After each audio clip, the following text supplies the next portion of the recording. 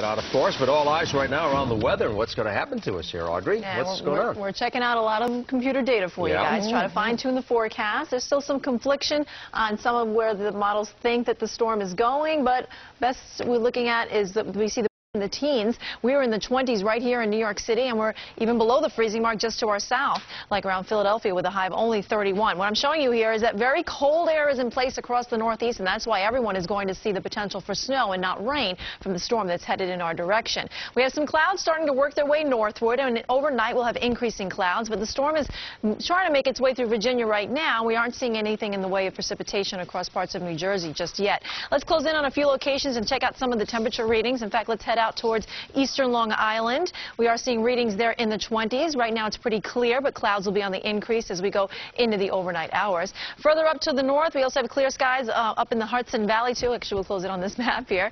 Up in the Hudson Valley, we have readings in the 20s around Talmwood and into Congers in Rockland County at 24. Clear skies right now again, but we are going to see clouds on the increase as we go into the overnight hours. Now, those clouds will be coming in advance of that storm that is producing snow right now through the Virginias. That's because temperatures there are close to the freezing mark, but it produced a lot of rain across parts of Florida and the Gulf Coast, and that's because we see temperatures there much higher, where they're in the 60s and in the 50s. Here's the storm where it sits now, moving across the Carolinas into the mid-Atlantic. It is starting to change over to snow as it reaches into colder air right across parts of Virginia and heading up towards Maryland.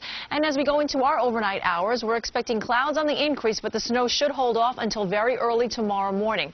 I'm expecting it to move into southern parts of New Jersey first early in the morning hours, and by noontime, probably starting to approach New York City and Long Island. As we get into the afternoon, we're going to see darker shades of blue moving in, and that's indicative of heavier snowfall coming in.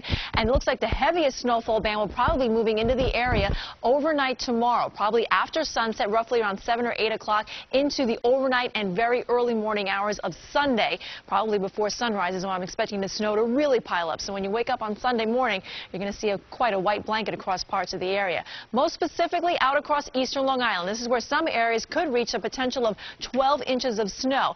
Blizzard conditions are also a possibility, too, especially across Nassau and Suffolk County, because as the storm intensifies, I'm expecting very strong winds, and they could be up to 35 miles per hour. With the blowing snow, it could reduce visibilities down to 1/4 of a mile, and that's why there's a blizzard warning in effect starting at noontime tomorrow for Long Island.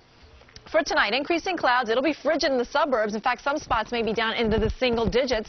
And then tomorrow, cloudy and cold with snow showers developing from south to north, but the heaviest snow will be tomorrow night from south to east, especially across Long Island and southeastern New Jersey. It'll come to an end by early on Sunday. By the afternoon, we'll probably see some sunshine breaking through the clouds, but it stays cold all through next week. Temperatures in the 30s, and then we're watching for our next possible storm